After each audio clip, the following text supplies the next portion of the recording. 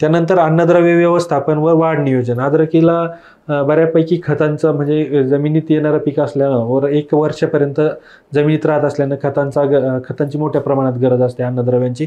त्यासाठी शेणखताचं नियोजन आपण सुरुवातीला सांगितलं आहे. त्यानंतर गांडूळ खताचं नियोजन आपल्याला 3 ते 4 वेळा करणं गरजेचं आहे. 1-1 क्विंटल जरी 100-100 किलो आपण 1-2 महिन्याच्या अंतरानं जरी टाकलं तर जेणेकरून काय होईल, जैविक घटकांचा वापर केलेला आहे ते जैविक घटक त्यावरती जगतील. त्यामुळे काय होईल की आपल्या पिकामध्ये येणारं मर असेल किंवा इतर बॅक्टेरियल विल्ट असेल किंवा फंगल विल्ट असेल याचं नियंत्रण त्या ठिकाणी होतं. त्याचबरोबर PGR किंवा टॉनिकचा जास्त वापर केल्यास अद्रक सडते. त्या ठिकाणी सुरुवातीच्या काळात जास्त टॉनिक किंवा PGR किंवा जास्त खते सोडायचे नाही. शक्यतो 10 ते 12 दिवसाच्या अंतराने टप्प्याटप्प्याने सुरुवातीला 19-19, नंतर 12-61, नंतर 0-52-34, 00-50, 13-40-13 हे वेगवेगळ्या वेळी वेगवेगळे खतं आपल्याला सोडायचे. त्यासाठी आपण सेपरेट व्हिडिओ समोर बनवणार आहोत, ते सुद्धा आपण बघू.